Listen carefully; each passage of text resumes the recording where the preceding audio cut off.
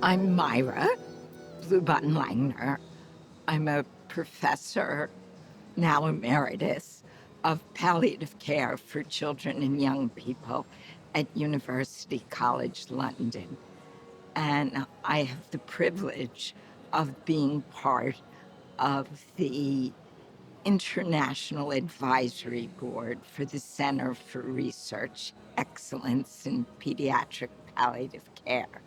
And it will be a center of excellence in pediatric palliative care, and not because it has an international advisory board, but because it has a very strong and committed staff already, which will grow as it explores more and more issues in pediatric palliative care, both from the perspective of Australia and the perspective of the world.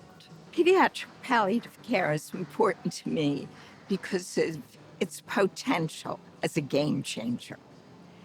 It can move us the way we need to go.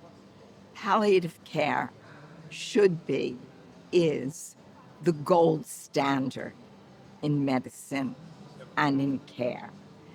And by that, I mean that it's about addressing the whole person, the physical, the social, the psychological, the economic, the spiritual.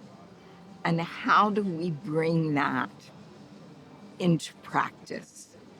And I think the way we need to bring that into practice is by integrating palliative care into our everyday clinical work. I see the center as having the potential to do that because the center has an agenda that looks at not only research and clinical practice, but also education.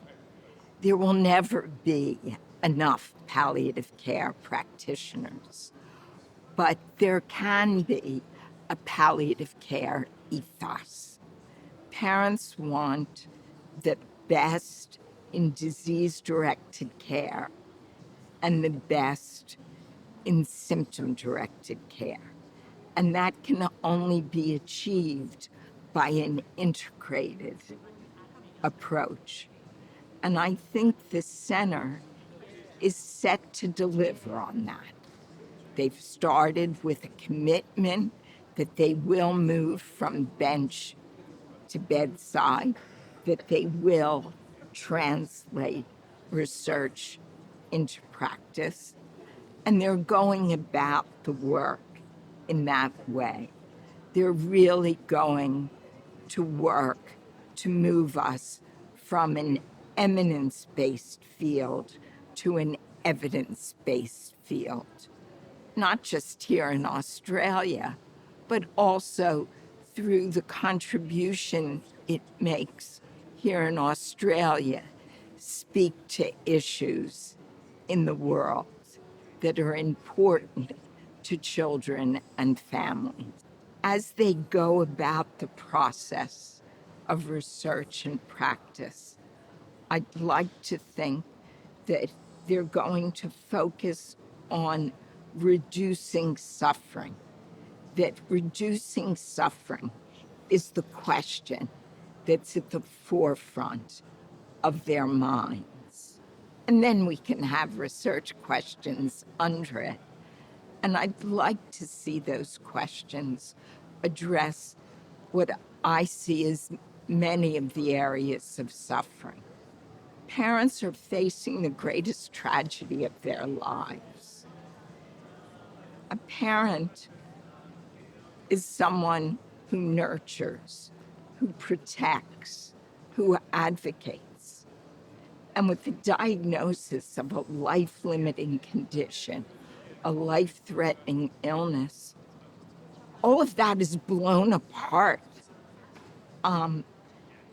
But families manage to meet that assault.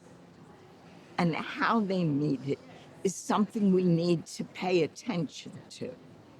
So part of that lived experience are the decisions that parents have to make about their child, their child's life.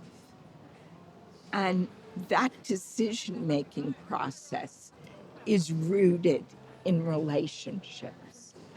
Their relationships within their family, their relationships in the community, and their relationship that builds in the consultation in the hospital visits. So I think that's an area where we need to look. And it's clear that already on the agenda for the center is communication and decision making. And I guess a cross-cutting issue that I think we can't overlook and brings us suffering of a different kind is about participation in research.